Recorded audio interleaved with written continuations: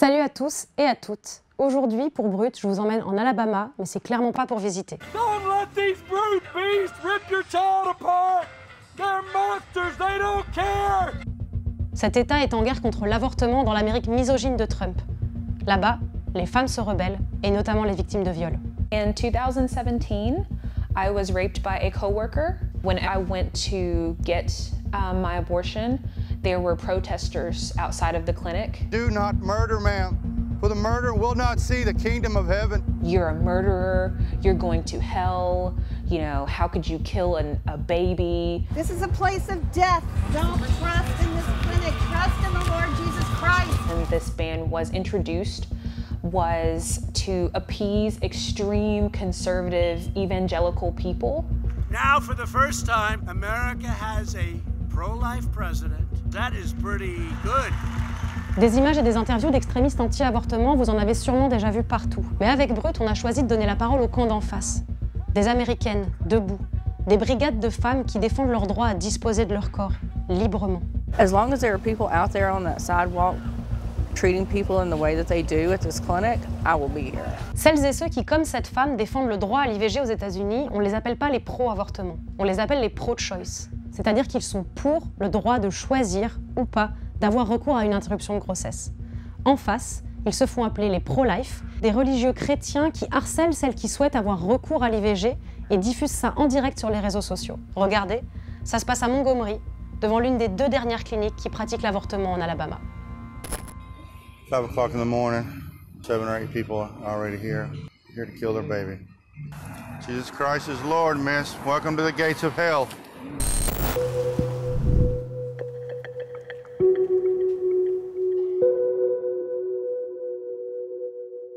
My friend, look to Jesus today. Y'all trust the Lord, ma'am, and love your baby. God knows you, man. He made you. Hey, sweetheart. They're gonna walk you in, baby, okay? Ignore these jerks over here. We use the umbrellas to shield the patients from our protesters. We use it like this to stop them from filming and taking pictures and otherwise violating their privacy. Surrender to Jesus today. Cast your care. We had a student at a local university here that was kicked out of her school and had her whole entire school paid for, and they took that away from her. So there are real world consequences to being out here and being filmed and having your picture put on Facebook or Twitter or Instagram. That person could get hurt, possibly even killed. If their family is anti-abortion or, you know, their church is anti-abortion, their employer is anti-abortion, they can get fired from their job. They can lose their whole community because of the stigma that they face around abortion care in Alabama. Where is the lamb? Most of my GoPros, for the same reason you have a camera, to show other Christians here in Montgomery. Look what takes place. Look at the way people act apart from Jesus. I'm not trying to shame the women, but I tell you this, I don't have a problem showing their face. These women, I love them, but they are committing a crime. They're committing a crime of murder. But I do show the world, just like you guys. Ma'am, I love you today. Listen, this ain't the answer, ma'am. Fearfully and wonderfully made is your baby, right? You got your whole life, you got your career, ma'am, and you can do it with your baby, right? Ma'am, look to Jesus. Don't look to the clinic. Choose life. There's still 25 babies killed almost every week. A kindergarten class exterminated. Everybody's worried about guns. What about murder of the innocent every week?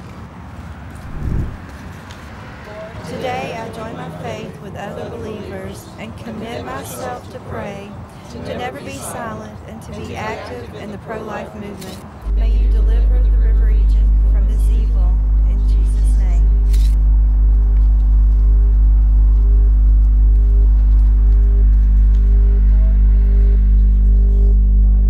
Voilà le décor.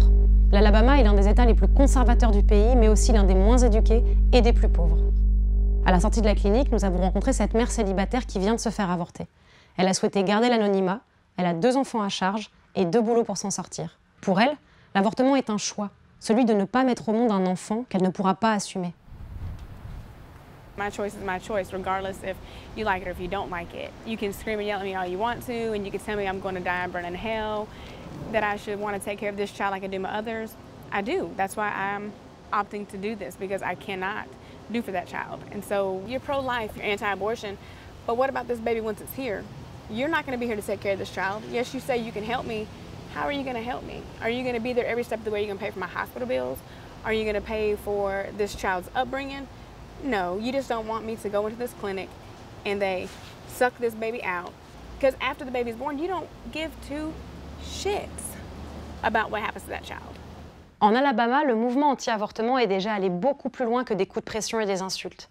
Des médecins qui pratiquaient l'avortement y ont déjà été assassinés. Le type est apparu tout d'un coup, il s'est jeté sur le docteur et il a tiré à bout portant. The first doctor that anti-choice protesters killed worked at our clinic. Alabama has a bad history with violence towards abortion providers.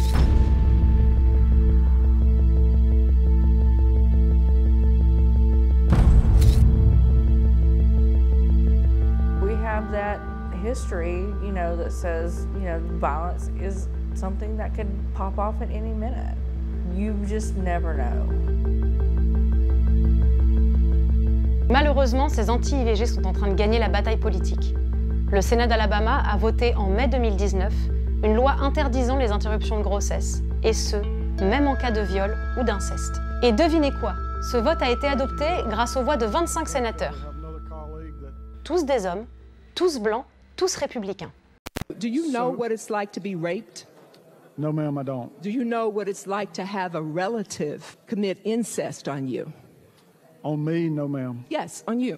So to take that choice away from that person who had such a traumatic act committed against them, to be left with the residue of that person, if you will, why would you not want a woman to at least have that exception for such a horrific act? Senator Chambliss, do you have a baby girl? Senator, this is not about my family. I'm just asking a question. Let me just say, to those of you who have a baby girl, just close your eyes for a moment. You just said to my little girl, my little loving little daughter, that you can just be raped, or one of your uncles or your cousin or somebody could just rape you and impregnate you, and you got to carry this baby under Alabama law.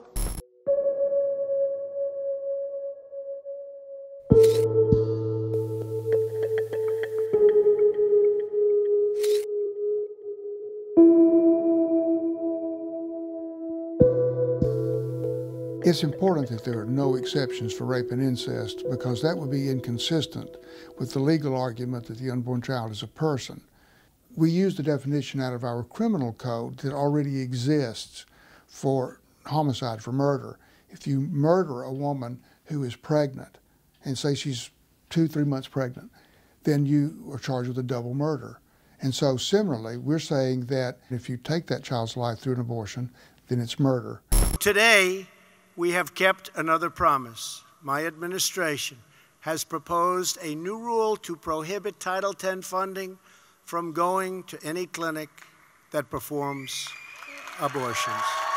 Now, for the first time, America has a pro-life president, a pro-life vice president, a pro-life House of Representatives, and 25 pro-life Republican state capitals. That is pretty good.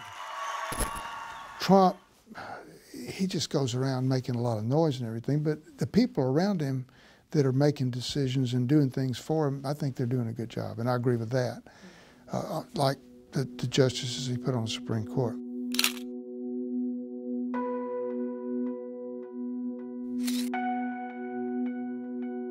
La Cour suprême, c'est quoi? C'est la plus haute cour de justice américaine, où les pro-life sont désormais majoritaires. La loi votée en Alabama a immédiatement été attaquée en justice par les défenseurs des droits civiques. Désormais, c'est au juge de la Cour suprême de dire, dans les prochains mois, si oui ou non la loi interdisant l'avortement en Alabama est légale. Heureusement, pour le moment, les femmes ont encore le droit d'avorter en Alabama. Certaines ont décidé de prendre la parole pour dénoncer cette loi et raconter leur histoire. C'est le cas de Samantha Blakely. Elle a été violée par son collègue il y a 2 ans et a dû se faire avorter.